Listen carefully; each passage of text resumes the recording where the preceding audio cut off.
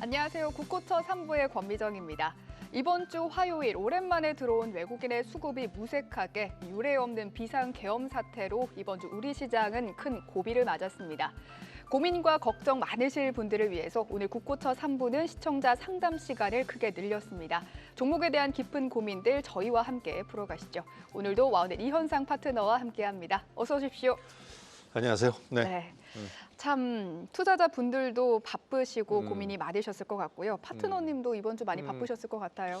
이번 주? 근데 의외로 또 이번 주는 마음은 급해도 몸은 바쁜 한 주가 아니었나 싶습니다. 안녕하면서도 안녕하지 않은 한 주였고 뭐 이 시간 통해서 차분히 한번 여러분들 우리 어떻게 앞으로 해 나가야 되는지 대안을 좀 찾아드리고 좋은 시간 가져보도록 하겠습니다. 네, 그러면 우선은 미국장부터 보고 가겠습니다. 연일 신고가를 경신하는 미국 시장입니다. 간밤 나온 고용 보고서도 양호하게 나오면서 12월 금리 인하 가능성은 커졌는데요. 우선 미국 시장부터 살펴볼까요?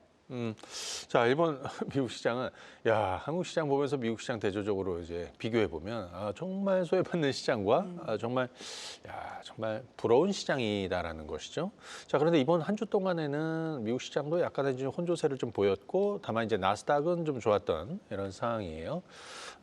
미국 시장 뭐 간밤에 보면 뭐 사실 이번 주는 고용 관련한 지표도 이제 계속 한 주 동안에 발표가 됐고 물론 시장에서는 별로 이렇게 우리는 별로 관심을 지금 우리 관심사는 다른 데 있으니까.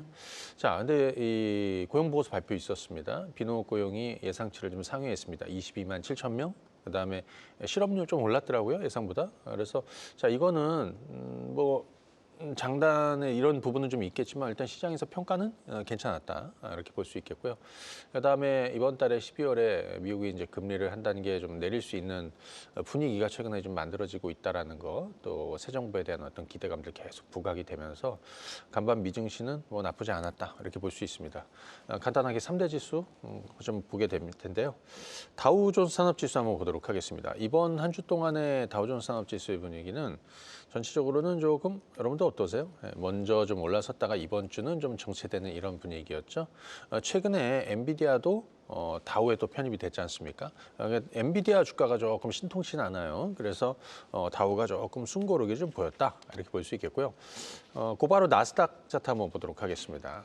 나스닥은 사실 최근 3대 지수 중에서 가장 조금 탄력이 좀 빠졌었지 않나 이렇게 볼 수 있지만 이번 주 들어서는 완전하게 치고 나가는 분위기를 보여주고 있습니다. 굉장히 강한 분위기에서 19,800선까지 올라왔는데 제가 계속해서 수개월 동안 이제 이런저런 얘기를 좀 드렸고 그리고 트럼프 당선 이후의 미국 시장 분위기. 자, 미국 시장 언제까지 올라갈 것 같아? 그래서 일시적인 변곡점, 첫 번째 변곡점은 취임 이전 정도가 되지 않겠느냐. 그러니까 1월 20일 취임하니까 그 이전까지 기대감에 미국 증시 상승세가 계속해서 좀 이어질 가능성이 높고 사실 뭐 대형주라든지 뭐 특히 빅테크라든지 뭐 이런 쪽에 몰려있던 수급이 이미 상당 시간 중소형 라인에서 아주 활발하게 중소형 장세가 미국 시장 만들어지고 있다. 이 정도 좀 말씀을 드리고요.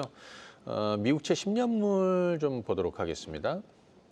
자, 미국채 10년물은 최근에 4.5 언저리까지 올라갔었죠. 뭐 가장 피크를 만들었었던 시점은 트럼프 당선 이후에 4.5 정도까지 갔었고요. 지금은 4.15까지 좀 내려와 있습니다. 그래서 이거를 주봉으로 한번 보시게 되면 이렇게 해서 지금 한 3주째 이렇게 좀 음봉으로 좀 내려오고 있다. 일단 좀 안정되는 흐름을 좀 보여주고 있다. 이렇게 보실 수 있겠고요. 미국 주식도 좀 몇 가지 좀 보도록 하겠습니다. 뭐 요즘에 이제 미국 주식 많이 하시고 뭐 코인도 많이 하시고 많이 하셔도 됩니다 지금. 예.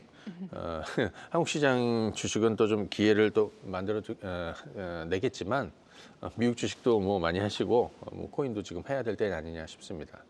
자, 이번에는 미국 종목들을 좀 보도록 할 텐데 제가 최근에 이제 10월부터 계속해서 밀고 있는 원픽은 테슬라죠, 그죠? 예.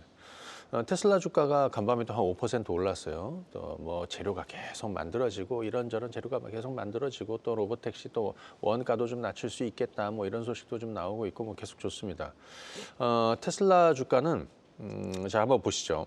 지난 10월에 제가 10월 초죠. 네, 먼저 이제 올해 남은 올해 소위 미국 빅테크 중에서 가장 저평가돼 있고 가장 못 올랐다.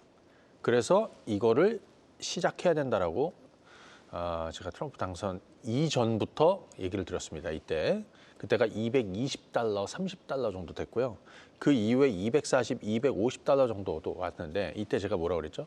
최소한 6개월을 투자한다라고 그랬는데 트럼프 당선 이후에 트럼프 2기 정부에서 소위 미국의 시총 상위 그룹에서 가장 많이 오를 종목은 이 종목인 것 같습니다. 장기 투자하셔도 된다는 얘기죠.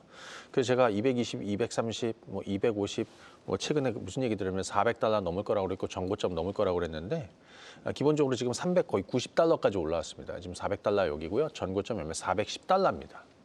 그러니까 410 정확하게는 414달러인데 414달러선은 넘어설 겁니다. 그러니까 어떻게 해야 돼요?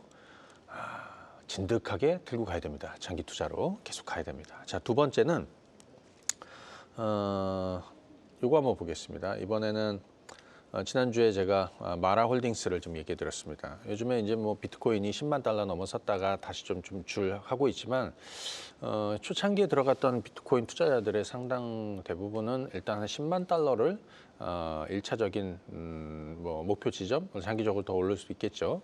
하지만 이 정도 보는 것 같아요. 그래서 뭐 그런 가격대에서 조금 순고르게 좀 나오고 있는 이런 상황인데 이 마라홀딩스는 채굴업체예요. 네, 채굴업체인데 저희가 좀 봐야 될 건 뭐냐면 앞으로 실적 최근에 비트코인 가격 올라가고 있는 이 부분이 다음 분기에서 이제 반영이 될 거라는 거죠. 실적이 반영이 되겠죠. 그래서 지금 이제 반영이 되겠죠. 그래서 앞으로 나올 실적이 반영이 될 것이다. 그래서 어느 순간 갑자기 오를 가능성이 있다. 그런데 또 이번 주에 이 마라홀딩스가 8.5억 달러의 전환사채 발행하면서 비트코인 매입을 추가적으로 늘린다라고 하고 있습니다. 그래서 자 기본적으로 30달러 이상 갈 가능성이 좀 높다 이렇게 보시면 되겠고 또 거래소 코인베이스 자 코인베이스가 최근에 200달러에서 지금 250, 300달러 정도 왔는데 지금 340달러거든요. 더 올라서지 않을까 싶습니다. 이 정고점이 얼마냐면 368달러입니다. 368달러인데 368달러 넘어서지 않을까 싶습니다. 그리고 오늘 하나만 더 좀 말씀드릴 게 뭐냐면 좀 잊혀졌던 주식이에요. 티커는 RXRS 리커전. 네.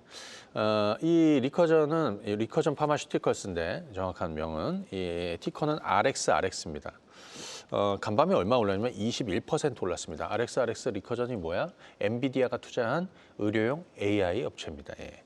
자, 우리 의료용 AI 관련 종목군들도 상당 부분 영향을 받을 수 있겠다. 지금 리커전이 어디서 바닥을 만드느냐? 최근에 뭐 일론 머스크도 자사의 그 XAI 또 의료용 AI 관련한 이런 뭐 멘트도 계속 나오고 있는 상황인데 어찌됐든 이런 의료용 AI도 이제 바닥을 좀 탈출할 거다. 그 리커전 파마슈티컬스 주가가 간밤에 21% 오르면서 이런 흐름을 좀 만들어주고 있다.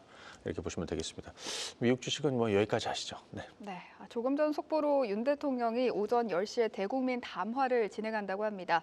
오늘 국회에서 탄핵 표결을 5시에 진행하는 상황에서 어떤 이야기가 나올지 주목을 해봐야겠습니다. 이렇게 불안한 정치 환경 그리고 환율, 수급 무엇 하나 쉽지 않은 국내 시장입니다. 기관이 수량을 받아주기는 하는데요. 어제 개인의 투매를 기관이 8천억가량 받아주면서 코스피는 다행히 약보합권에서 마쳤습니다. 위기를 이렇게 기회로 만들어야 한다는 건 알지만 개인들은 많이 지친 것 같습니다. 한국 시장 도대체 어떻게 해야 할까요? 네. 자, 10시 생중계 대국민 담화라고 하니까 그래 저희 국고초 3부 끝나고네요. 네. 자, 뭐 우리는 이거 집중해서 좀 해보겠습니다. 자, 이번 한 주 동안에는 사실 뭐 국내 증시 얘기하면서 정치 리스크를 얘기 안 하고 이 문제를 풀 수가 없습니다. 예. 앞서 우리 분장실에서 권미정 앵커한테 야, 계엄령 처음 경험해봤죠, 그죠? 저는 이제 두 번째인데. 네, 나이가 좀 있죠. 네, 두 그러니까요. 번째입니다. 근데 이제 상당히 뭐 놀랐습니다. 빠른 해제를 통해서 주식시장이 그나마 목요일에 좀 안정이 되었다 싶습니다. 이번 한 주 동안의 국내 증시는 뭐 사실 최근에는 저점을 이렇게 만드는 뭐 이런 과정을 좀 보이긴 했어요. 뭐 재료가 없었죠. 외국인들은 계속 팔고, 그죠? 뭐 당장 외국인들이 한국 주식을 사야 될 이유가 별로 안 보였던 거예요. 그건 솔직한 얘기입니다. 그러면 또 그것만 있었던 게 아니라 요즘 주식보다는 코인이 더 수익내기 편해요. 그러다 보니까 코인 시장으로 많이 빠졌고 자금 많이 빠졌죠. 그러다 보니까 주식시장이 계속해서 좀 소외를 받았던 이런 상황에서 이번 주 계엄령이 있었고 어떤 정치적인 이런 리스크가 시장에 아주 큰 충격을 줬는데 다만 다행스러운 거는 이것이 빨리 국회에서 해제가 되었다. 뭐 이런 부분이 이제 좀 다행스러운 부분입니다. 근데 이제 여기서 하나 좀 살펴볼 거는 결국에는 이 불확실성이 언제 해소되느냐가 증시의 가장 주식시장만 보면 다른 거 떠나서 보면 가장 큰 관건이 아닌가 싶고요. 그것이 이제 어떤 증시 자체, 국내 증시의 어떤 변곡점을 만들 수 있지 않을까 싶습니다. 우리 그 환율 잠깐 한번 좀 보도록 할 텐데, 잠시만요. 아마 이번 주에 환율 때문에 많은 분들이 놀라셨을 것 같습니다. 네, 맞습니다. 예. 1,440원을 간밤에는 또 넘기는 모습까지 보여줬는데요. 네네. 환율 어떤 걸 좀 보면 될까요? 자, 환율 한번 보도록 하시죠. 자, 우리 그 환율 보시게 되면 사실 1,440원까지 이번 주 이제 계엄 이슈로 해서 이제 급등을 했다가 지금 1,400원 초반대 머물러 있고 지금 1,423원입니다. 네. 근데 사실 오늘 탄핵소추안 이제 표결도 있고 잠시 뒤에 또 대국민 담화도 있다고 이렇게 나오고 있습니다. 결국에는 이 모든 것들에 대한 어떤 평가는 다음 주 월요일에 반영이 될 텐데 지금 사실 환율도 굉장히 이제 불안한 상황이어서 이 분위기가 빨리 좀 진정되는 게 사실 우리가 이제 여기서 그림상으로 1,440원, 50원 정도 되면 상단이 막힐 거고 이런 내용이 실질적으로는 그렇게 큰 의미는 없어 보여요. 그래서 지금 이제 불안한 상황을 지금 환율 이쪽에서 좀 확인할 수 있겠고요. 국내 증시 지금 코스피 한번 보시게 되면 이번 주 목요일이죠. 예, 전날 밤에 계엄령이 있었고 그리고 나서 또 곧바로 새벽에 이제 해제가 되었고 다행스러운 부분입니다. 만약에 또 그렇지 않았다면 시장의 어떤 불확실성이 좀 더 이어질 수 있었을 텐데 그 이후에 목요일, 금요일 증시는 전체적으로 조금 뭐라고 해야 될까요? 계속해서 불확실성에 좀 노출이 되는 이런 상황이다. 그래서 지금 당장에는 주식시장이 조금 뭐라고 해야 될까요? 좀 어려운 상황이 좀 있는데 전날 증시가 저점일 수도 있고 아닐 수도 있겠다. 자, 그 결과는 이렇게 보입니다. 오늘 예정이 되어 있는 탄핵소추안 표결 결과 가결이냐 부결이냐 가결일 수도 있고 부결일 수도 있고 하지만 그 결과에 따른 시장의 판단이 월요일장에 만들어질 것이다라고 생각이 됩니다. 가결되면 어떻게 될 거고 부결되면 어떻게 될 거는 제가 좀 논하지 않을 것이고 다만 그 결과에 따른 냉정한 판단이 시장에서 또 외환시장에서 월요일날 곧바로 반영이 될 것이다 이렇게 말씀을 드리고요. 끝으로 하나 좀 말씀드리고 싶은 얘기는 뭐가 있냐면 이런 류의 시장의 악재, 우리는 많은 악재들을 경험해 봤죠. 금리로도 오고 경기로도 오고 인플레이션으로도 오고 또 심지어는 코로나 때 바이러스와의 전쟁을 통해서도 오고 막 여러 가지의 악재로 진짜 무역 전쟁을 통해서도 여러 가지 악재를 통해서 우리는 어려운 시기를 좀 겪어봤는데 이건 또 새로운 류의 그죠? 새로운 류의 악재입니다.